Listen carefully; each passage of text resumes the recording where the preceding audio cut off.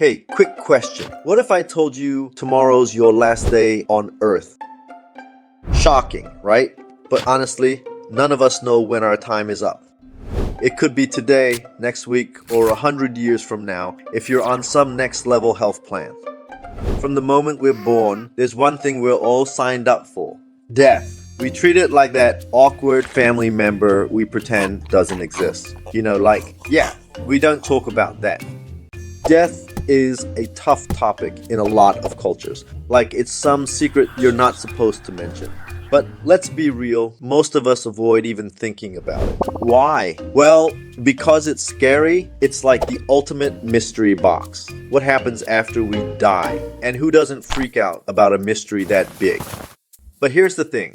Death is literally the only thing we can all count on. Everything else is a maybe, but this, it's a sure thing. Think of death as a lighthouse, the kind you didn't ask for but definitely need. It's there to keep us from getting totally lost at sea, reminding us what actually matters in life. Without it, we'd probably just drift around chasing money, fame, or that elusive six-pack. But back to reality, those things are like junk food for your soul. They seem great at first, but end up bringing more stress than happiness. Without acknowledging our own death, we end up focusing on the little stuff.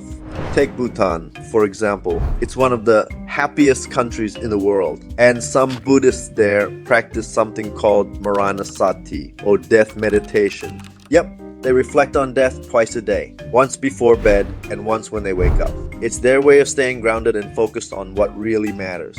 Meanwhile, most of us are just trying to remember where we left our keys.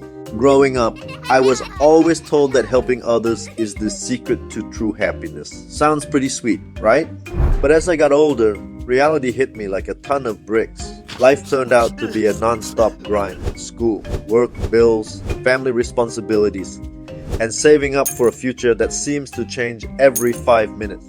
Suddenly, the help others and be happy mantra from my childhood felt a little lost in the chaos. The pressure to succeed can make those selfless ideals feel like a distant memory. And after all that hustling, there's still this nagging feeling that something's missing. Like, wait, where's the happiness part again?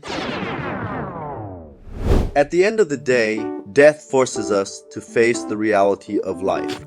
While many people are constantly worried about how to live a great life, what to order for dinner, where to take their next Instagram-worthy vacation, or figuring out how to get that promotion, the real question is, what kind of legacy are we going to leave behind?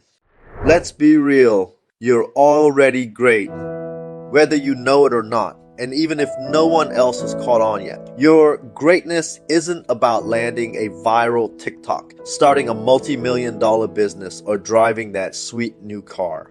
These things don't define greatness. You're great because despite the uncertainty of life and the certainty of death, you keep choosing what matters to you and what doesn't. This simple act of choosing your own values in life already makes you rich, successful, and surrounded by love. Yes, we're all on a one-way ticket to the end. But that just means you're lucky to be here living it up today.